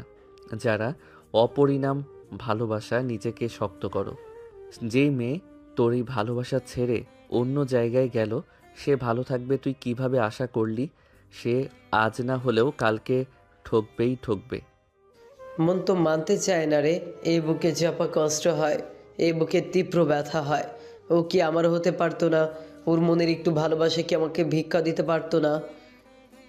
তুই তো উপন্যাসের ছ্যাঁকাখোর প্রেমিকের মতো হয়ে যাচ্ছিস। না, ব্যাপারটা এমন নয়। শোন, আগামী 27শে নভেম্বর তোর আর তোর পরিবারের সবার দাওয়াত থাকলো। আমারে তোর ভাবির আবার বিয়ে হবে। কেমনে কি ভাই? ভাবি আর তোর বিয়ে হয়ে গেছে না, আবার বিয়ে করবি? হ্যাঁ রে, কিন্তু মা তো তখন অসুস্থ ছিল, তাই মার অনেক ইচ্ছা ছিল আমার বিয়েটা ধুমধাম করে দিবে, তাই আর কি। তাই নাকি? হ্যাঁ, 20 তারিখের ভিতরে চলে আসিস। গায়ে হলুদ, তারপরে অনেক প্রোগ্রামে কাজ আছে, তোর অনেক দায়িত্ব। আবার জিগায়, তার আগে আমি চলে আসব। হ্যাঁ, একা থাকিস না, যত একা থাকবি তত ওর কথা মনে পড়বে। এরপর একে একে অন্তর ও তার চাচা চাচি সহ তার নিজস্ব আত্মীয় সবাইকে দাওয়াত দেয়। এভাবেই দিন কাটতে থাকে। বিয়ের দিনও আগিয়ে আসতে থাকে। গায়ে হলুদের আর মাত্র 2 দিন বাকি। অন্যদিকে, আচ্ছা জান, ওই দিন ওইটার পরে ওই ওষুধটা কিসের খাওয়ালি? ওইটা খেলে বেবি হয় না। তাই বুঝি, কিন্তু তুমি ওইভাবে ভিডিও করে রাখলে কেন? ওইটা স্মৃতি হিসেবে রেখে দিয়েছি। কিন্তু কারোর হাতে যদি পড়ে? আমার জীবন থাকতে পড়বে না। আমাদের ফার্স্ট মিলনের মুহূর্ত স্মৃতি তো রাখতেই হয়। জান, আমার যে কালকে আবার করতে ইচ্ছে করছে। একবার চাইছো দিছি, আর এসব হবে না বিয়ের আগে, বিয়ের পরে বুঝছো? তুমি এত বেশি বুঝো কেন? চুপ, বলছি না বিয়ের পরে। দেখো, এত হেয়ালি ন্যাকামো ভালো লাগবে না। এত ন্যাকামো করে প্রথমবার রাজি করাইছি, আর না। তুই যদি না আসিস, এই যে ভিডিও না সোজা ইন্টারনেটে ছেড়ে দিব।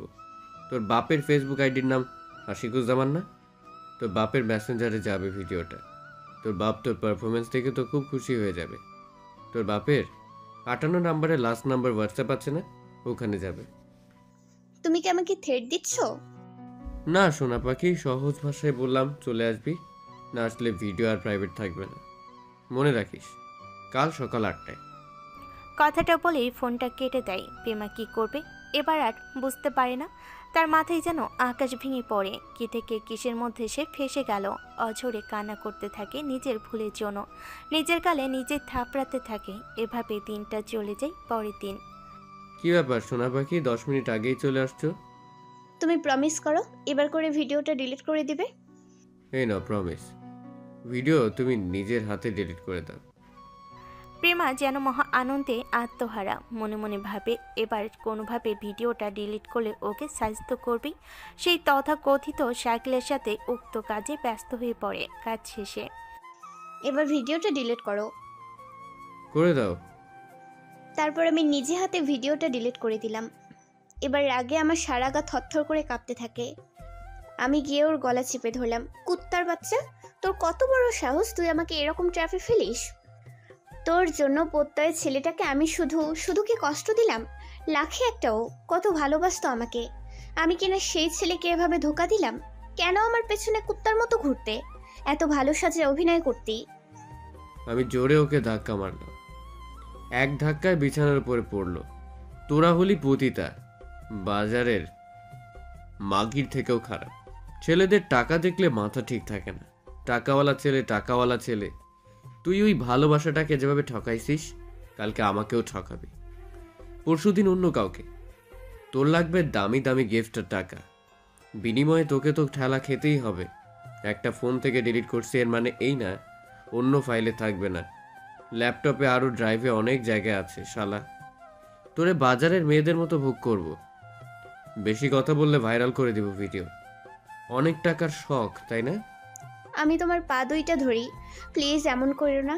আমার জীবনটাকে এভাবে নষ্ট করে দিও না। আমাকে মাফ করে দাও। আমার বাপে যে হার্টের রোগী, এসব শুনলে স্ট্রোক করে মারা যাবে। সমাজের মাঝে কলঙ্কিত করো না। ওরে আমার সোনা পাখি, কান্না করলে খারাপ লাগে। এরকম কিচ্ছু হবে না, বিশ্বাস করো। আমি না তোমাকে ভালোবাসি। শুধু যখন বলবো চলে আসবা, একটু T20 খেলা হবে। প্রেমের ইতিমধ্যেই পৌঁছে গেছে কতটা ভয়ানক গভীর ট্র্যাপে সে পড়েছে। সে উঠে কান্না করতে করতে দৌড়ে বাসার দিকে চলে যায়, হাউমাউ করে কাঁদতে কাঁদতে। লোভ জিনিসটা অনেক ভয়ানক, মানুষকে নিঃস্ব করে দেয়, সুখ শান্তি সব আঁকড়ে ধরে ভিতর থেকে কেড়ে নেয়। অন্যদিকে প্রত্যয় সহ সকল আত্মীয় স্বজন অন্তর তাদের বাড়িতে চলে আসে। ধুমধাম করে বিয়ের আয়োজন লেগে যায়। কিরে, কেমন লাগে? দোস্ত, কি যে ফিল বলে বোঝাতে পারবো না। শীতকালে বিয়ের মজাই আলাদা। আহা, আমার অভাগী থাকলে আজকে ওকে রানী করে ঘরে তুলতাম রে। শালা আবার ওর কথা। মন থেকে ভালোবাসলে চাইলেও ভোলা যায় না রে। ওরে আমার পদ্ম যার লিখন শাহ। এত কুফা একটা নাম দিয়ে দিস না। তুই শালা তো এমনই চাইস, বিনা কারণে নিজের জীবনটা নষ্ট করা। দাঁড়া, আন্টিকে বলবো দেখে শুনে বিয়ে দিয়ে দিতে। নিজের বউকে যত পারিস ভালোবাসিস, যদি না করছিস। তুইও না। এরপর একে একে গায়ে হলুদ পর্ব সম্পূর্ণ হয়। বেশ ধুমধাম করে গায়ে হলুদ পর্ব পালন হয়। দেখতে দেখতে রাত হয়ে যায়, রাত প্রায় 9টা কিংবা তার কিছু মিনিট কম বেশি। ঘড়ি থাকলে বলতে পারতাম, ঘড়ি নেই। কি ব্যাপার, এত রাত্রে ছাদে ডাকলে যে? কেন, বিয়ের আগে রাত্রে আমার জামাইকে আমি ছাদে ডাকবো, একসাথে তারা গুনবো, কতই না মজা, তাই না? আমি কত লাকি দেখেছো? মানুষ বিয়ের আগে জামাই বউ আলাদা বাড়িতে থাকে, কিন্তু আমরা বিয়ের আগে রাত্রে একসাথে তারা গুনতেছি। তোমাকে না আগেও বলেছি 8.5 কোটি তারা মাত্র। ওরে আমার ঢপপলা রে, তোমার খালু গুনছে 8.5 কোটি। আমার খালু কেন গুনবে? তোমার শাশুড়ি ছেলে গুনছে। তোমার সাথে পারা যাবে না পাগলা। পাগলি। কথাটা শুনে সানজানা আরো জোরে হাসিতে মেতে ওঠে।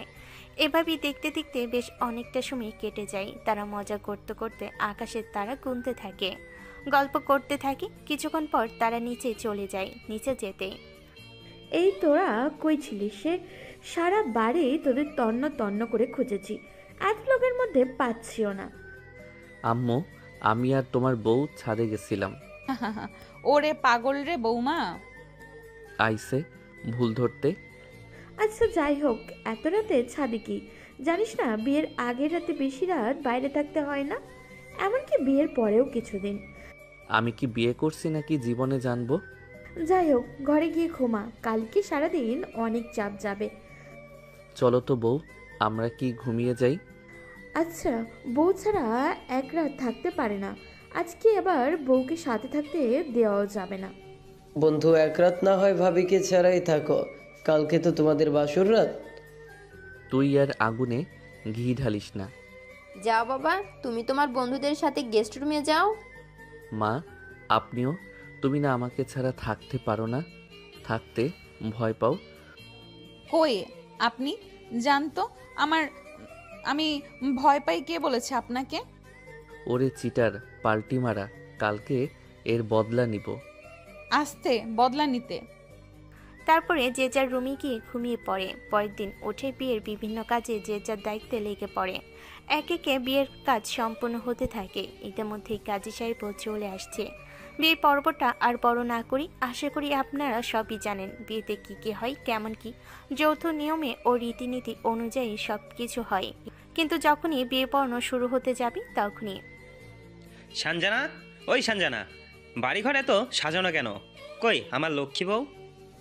অজানা একটা ছেলে চিৎকার করতে করতে বাড়ির মধ্যে ঢুকে পড়ে। এর কথাবার্তা শুনে আশেপাশের লোক জড়ো হতে থাকে। সে জোরে জোরে চিৎকার করতে থাকে আর ডাকতে থাকে। এক পর্যায়ে বিয়ের প্যান্ডেলের বসার স্টেজে বসে থাকতে দেখে সানজানাকে। দৌড়ে যায় ছেলেটি তার কাছে, গিয়ে তার হাঁটুর কাছে বসে পড়ে। আমার রূপময়ী মায়াবতী, তোমাকে ছাড়া আমার দম আটকে আসে। তুমি এখানে কেন? আরে আজব তো, কে আপনি? আমার হাত ধরতেছেন কেন? আমি তোমার অভ্র, আমাকে তুমি চিনতে পারছো না? আমি সরি, এই কান ধরছি জান। তোমাকে 2 বছর আগে রেখে বাইরে চলে যাওয়ার জন্য। আমি তোমাকে ছেড়ে যেতে চাইনি। তোমার প্রতি আমার কখনো ওইভাবে ফিলিংস আসেনি। আমি প্রথম দিকে তোমার সাথে অভিনয় করলেও পরে যখন তোমাকে ছেড়ে বাইরে চলে গেলাম, তখন তোমাকে ছাড়া আমি আর থাকতে পারিনি। প্রতিটা মুহূর্তে আমি দগ্ধ আগুনে সিদ্ধ হতে থাকি, ছটফট করতে থাকি। তাই আমি না পেরে তোমার কাছে ছুটে আসতে বাধ্য হয়েছি। অভ্র নামটি শুনে অন্তরের মাথায় যেন আকাশ ভেঙে পড়ে। তার হাসিময় মন যেন কিছুক্ষণের বিষাদ ভরা মনে ভরে ওঠে। সে কিছুতেই যেন নিজের চোখকে বিশ্বাস করতে পারছে না। কিছুক্ষণের মধ্যে হারানোর ব্যথা তার যেন তীব্র হয়ে ওঠে। আপনাদের পরিচয় করে দিই এই ছেলেটাকে। এই ছেলেটা হচ্ছে সেই ছেলে যার জন্য সঞ্জনা আজ স্মৃতিহারা, যার জন্য একটা সময় সঞ্জনা পাগলামি করেছে। এই হলো সেই ছেলে, অভ্র চৌধুরী। আশা করি বুঝতে পারছেন। তবে অবিশ্বাস্য ব্যাপার হচ্ছে অন্তর আর অভ্র চেহারা কিছুটা মিল হতে পারে, এটা ভাগ্যক্রমে। এমনও হয় যে আমাদের পৃথিবীতে কোনো মানুষের সাথে কোনো মানুষের চেহারা কিছুটা মিলে যায়। এটা হয়তো তারই একটা অংশ মাত্র। আমি ছেলেটাকে জোরে একটা ধাক্কা মারলাম। এই একদম জান টেনে ছিঁড়ে বের করে নেব। আমার বউয়ের গায়ে হাত দিলে পৃথিবীর শ্রেষ্ঠ খুনি হতে আমি প্রস্তুত। যদি তা হয় আমার বউকে রক্ষা করতে তোর মতো 10টাকে মার্ডার করব আমি। আমার সানজানাকে আমি নেবই। সে যদি তোর লাশের উপর দিয়ে যেতে হয় তাতেও আমি প্রস্তুত। কোন সাহসে তুই আমার প্রিয়তমাকে বউ বলে সম্বোধন করিস? অভ্রর যেন মাথায় রাগ উঠে যায়। সে পাশে থাকা চেয়ারটা তুলে নিয়ে অন্তরের গায়ে মেরে দেয়।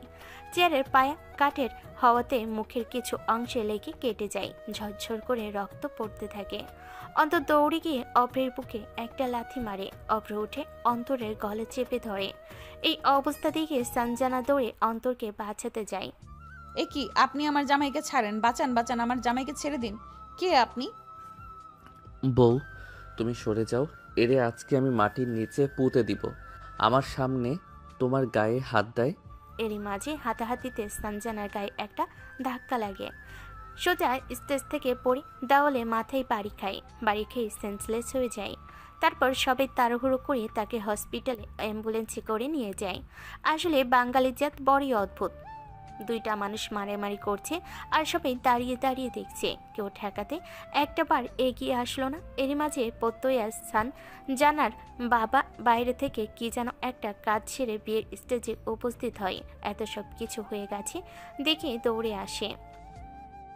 এই ছেলে, তোর কত বড় সাহস! তোর জন্য আমার মেয়ের এই অবস্থা হলো। কোন সাহসে তুই আবার আমার মেয়ের সামনে আসছিস? তোর নামে আমি মামলা করব। আঙ্কেল প্লিজ বোঝার চেষ্টা করেন। আমি ওকে ছাড়া থাকতে পারবো না। ওকে ছাড়া আমি পারবো না। আমার বাসা থেকে বের হ। তোর সাহস তো কম না। শিল্পপতি জাহিদ চৌধুরীর বাড়িতে ঢুকে তুই এইসব করছিস? তারই একমাত্র মেয়েকে। এই ব্যাপারটা পরে দেখা যাবে বাবা। সানজানাকে হসপিটালে নিয়ে যাওয়া হয়েছে। মাথা থেকে বিল্ডিং হচ্ছে। দ্রুত আমাদের ওখানে যেতে হবে। তুমি কি পাগল? অ্যাম্বুলেন্সের সাথে কে গেছে? চাচা আর মা গেছে। এই ঝামেলার জন্য আমি যেতে পারিনি।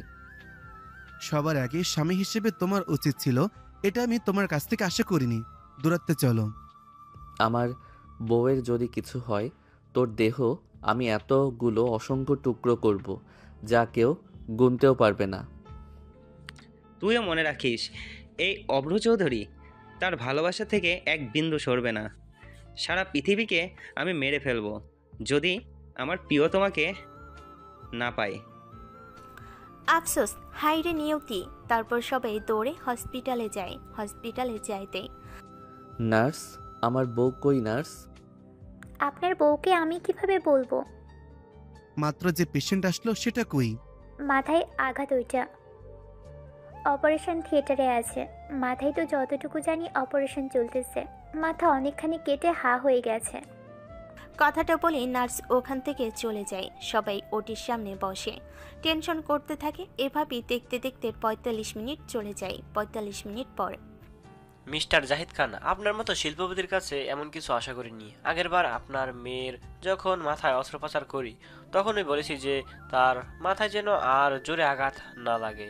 এতে তার মস্তিষ্ক বড় ধরনের ক্ষতি হতে পারে, রক্তক্ষরণের মতো ভয়াবহ অবস্থা হতে পারে।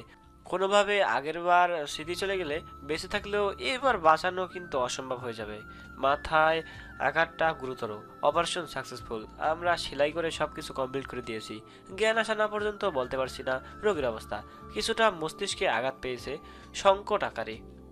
24 ঘন্টার মধ্যে জ্ঞান না ফিরলে আমাদের কিছুই করার থাকবে না। আল্লাহকে রাখেন। কথাটা শুনতেই অন্তর যেন পাথরের মতো হয়ে পড়ে। তার যেন আর কিছু বলার সক্ষমতাটুকু খুঁজে পাচ্ছে না।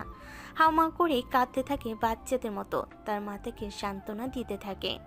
কোনো ছেলে কোনো নির্দিষ্ট মেয়ের জন্য যে এভাবে বাচ্চাদের মতো কান্না করে, এই দৃশ্য না দেখলে আর কখনোই বোঝা যেত না। এভাবে দেখতে দেখতে 14টা ঘন্টা চলে যায়। সবাই আল্লাহ আল্লাহ ডাকতে ডাকতে পাগল হয়ে যায়। কথায় আছে না, বিপদে মানুষ আল্লাহকে ছাড়া কাউকে স্মরণ করতে পারে না। তাই আমাদের উচিত সবসময় আল্লাহর প্রতি বিশ্বাস রাখা, তাকে স্মরণ করা। যাই হোক, গল্পে ফেরা যাক।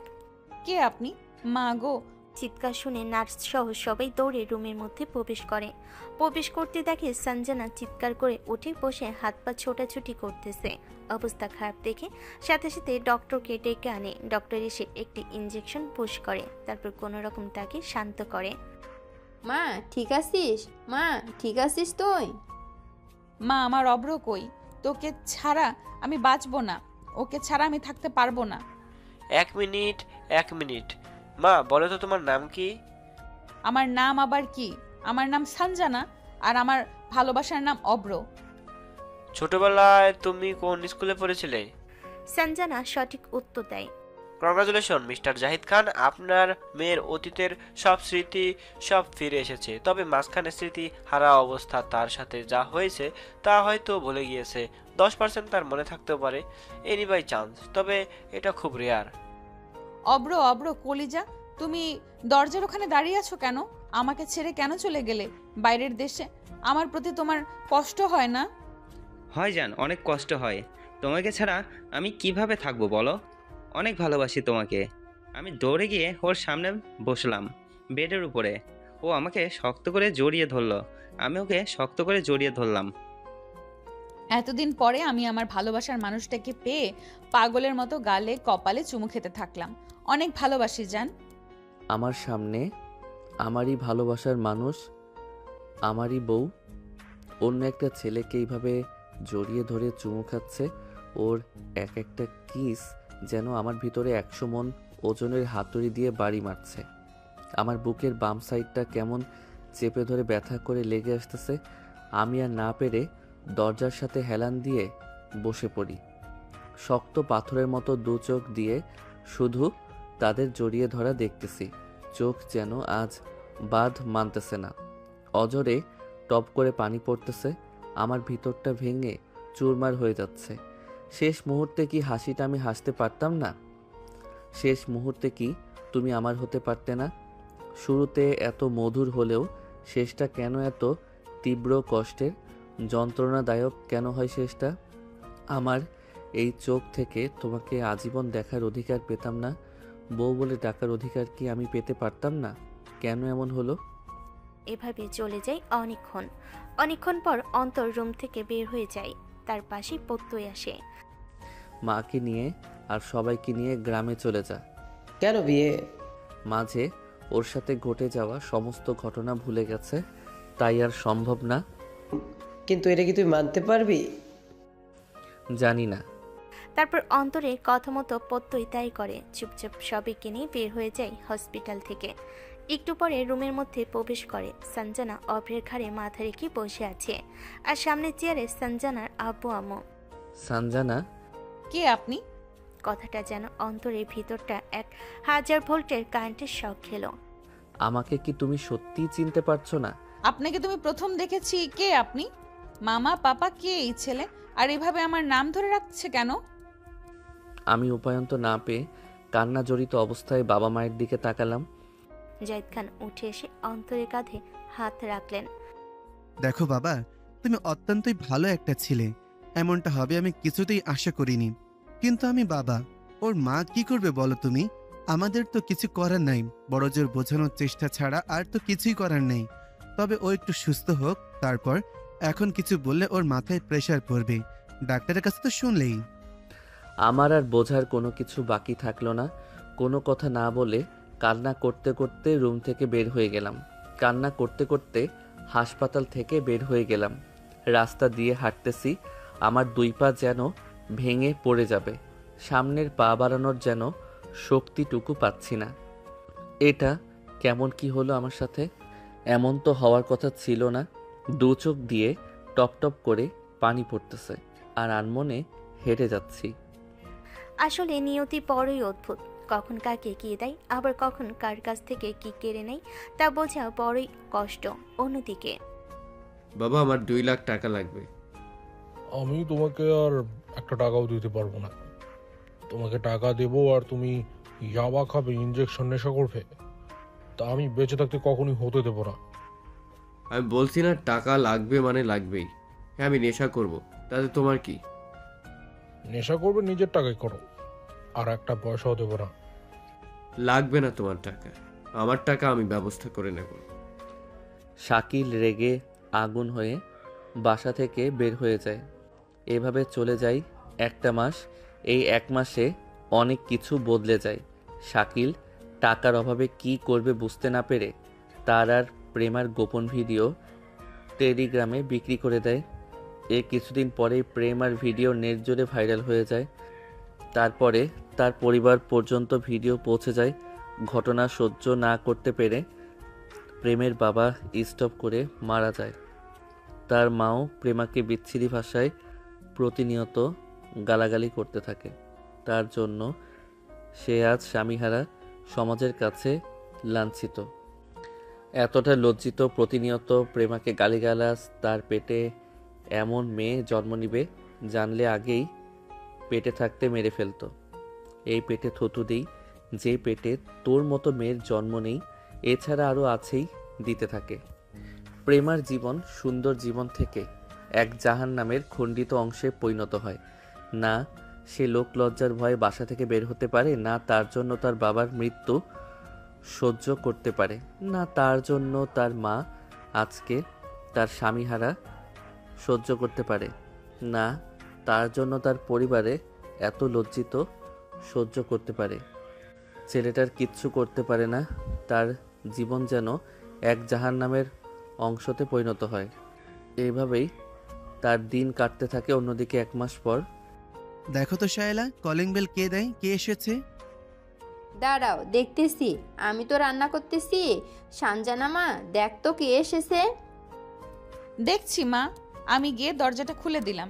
দরজা খুলতেই যাকে দেখলাম আমার হাত পা যেন কাঁপাকাঁপি শুরু হয়ে গেল, চোখগুলো পানিতে কেমন ভিজে গেল। লোকটা পাশ কাটিয়ে আব্বুর সামনে গিয়ে দাঁড়ায়। আব্বু লোকটাকে দেখে সোফা থেকে উঠে দাঁড়ায়। কই ছিলে বাবা তুমি? জানি না, যেদিকে চোখ গেছে ওখানে। তোমার মা কোথায়? আর মোবাইলে তুমি কেন নিয়ে যাওনি? তোমার মা কোথায়? আর মোবাইল তুমি কেন নিয়ে যাওনি? তুমি জানো তোমার নামে থানায় জিডি করছি। তোমাকে তন্ন তন্ন করে শহরে খুঁজেছি আমরা। ওই ফোনের আমার আর দরকার নেই। আর মাকে গ্রামের বাড়ি পাঠিয়ে দিয়েছি, আর আমিও গ্রামে চলে যাব। তাই ভাবলাম শেষবার একবার আপনাদের সাথে দেখা করে যাই। এরপর আর কখনো আমাদের দেখা হবে না। ভালো থাকবেন আঙ্কেল, আন্টি, আপনি ভালো থাকবেন। আজকে তাহলে উঠি। এই তুই এইদিকে আয়। আমি ওর হাত ধরে টানতে টানতে রুমে নিয়ে গেলাম। রুমে গিয়ে দেখি দরজা আটকে ঠাস ঠাস করে ওর গালে থাপড়াতে থাকলাম। জানি না কতগুলো থাপ্পড় দিছে, তবে মাথা তুলে দেখলাম ওর গাল রক্তে লাল হয়ে গেছে। হয়তো হাতের আংটিটা কেটে গেছে, কিন্তু ওর কোনো রিয়াকশন নেই, পাথরের মতো দাঁড়িয়ে আছে। কি হলো, কথা বলছিস না কেন? আমার কোনো কিছু বলার নেই, কোনো কিছু আর শোনারও নেই। এতে এমন কেন রে? কেন শুনবি না তুই? তুই শুনবি, তোর 14 গোষ্ঠী শুনবি। তুই ভাবলি কি করে তোর কথা আমার মনে থাকবে না? কি করে ভাবলি যে মানুষটা আমাকে এতটা কষ্ট দিয়ে আমাকে ছেড়ে চলে গেল, আবার এতদিন পরে সেই মানুষটাকে আমি আপন করে নিব? আরে হাসপাতালে তো আমি অভিনয় করেছি শুধু তোর রিয়াকশন দেখার জন্য, আর তুই কাউকে কিছু না বলে হাসপাতাল থেকে বের হয়ে গেলি। তুই কেমন রে? তুই কি করে ভাবলি যে মানুষটা আমার খারাপ সময় এইভাবে আমাকে আগলে রাখলো, ছোট বাচ্চাদের যেভাবে আগলে রাখে সেভাবে ভালোবাসলো, এত কেয়ার করলো, এই মানুষটাকে ছেড়ে দিব? নতুন করে বাঁচার আগ্রহ তৈরি করলো, নতুন জীবন দিল, তাকে ভুলে যাব? তুই কেমন রে? আমি এতটা স্বার্থপর না। তোকে ছাড়া এই সানজানা অপরিপূর্ণ। তোকে না পেলে সারা জীবন একা কাটিয়ে দিতাম, তাও অন্য কাউকে এই জীবনে জায়গা দিতাম না। আর তোর ওই অব্রত দূরের কথা। তাহলে ওই ছেলেকে তুমি যেভাবে চুমু দিতে থাকলে? আমি তো তোকে রাগানোর জন্যই দিছি, তোর রিয়াকশন দেখার জন্য। তুই কি করিস সেটা দেখার জন্য। আমার জন্য কি পাগলামিটাই না করিস, কিন্তু আমাকে ছেড়ে তুই চলে যাবি। তোর জীবন থাকতে আমি যেতে দিব না। তোকে দরকার হয় আমি বন্দি করে রাখবো। ওই ছেলেকে তো তারপরেই হাসপাতাল থেকে মেরে অপমান করে থাপ্পড় মেরে বের করে দিছি। থাকবো, বন্দি হয়ে থাকবো, থাকবো আমি আজীবন। কান্না করতে করতে সঞ্জনার পায়ের কাছে বসে পড়ে অন্তর, হাঁটু গাড়া দিয়ে বসে, তার কোমরটাকে শক্ত করে জড়িয়ে ধরে হাউমাউ করে কান্না করতে থাকে। থাকবো আমি আজীবন তোমার হয়ে। আমি তোমাকে ছেড়ে যাব না কোথাও, জোর করে বেঁধে দিও না। নতুন জীবনের সূচনা, মৃত্যু ছাড়া যেন আমাকে ছুতে না পারে অন্য কোনো মায়া। তারপরে তারা ফ্যামিলিগত বিয়ে করে নতুন জীবনের সূচনা শুরু করে সুন্দর। আর আমাদের গ্রুপ আজকে এখানেই পরিসমাপ্তি। কিছুটা কষ্ট, কিছুটা সুখ, কিছুটা হাসি, কিছুটা বাস্তবতা, সব মিলে পরিপূর্ণ প্যাকেজ। চাইলে প্রেমার প্রত্যয় মিল করিয়ে দেওয়া যেত, কিন্তু প্রেমার মতো স্বার্থবাদী মেয়েদের জীবনও বাস্তবেও এটা ছাড়া কিছু ঘটে না। তাই এদের মতো স্বার্থপর মেয়েদের বাস্তবতা প্রকাশ করাই উচিত, যে আমি আজ রাত 2টা উপলব্ধি করে আপনাদের মাঝে প্রকাশ করলাম। গল্পটা কেমন হয়েছে অবশ্যই জানাবেন। আমি অভ্রনীল আপনাদের জন্য চেষ্টা করি সুন্দর সুন্দর গল্প তুলে ধরার। মনের মতো গল্প পেতে চ্যানেলটি সাবস্ক্রাইব করে পাশে থাকবেন। শুধু আপনাদের জন্য কষ্ট করে এক রাত জেগে গল্প লিখি। ভালো থাকবেন। আল্লাহ হাফেজ।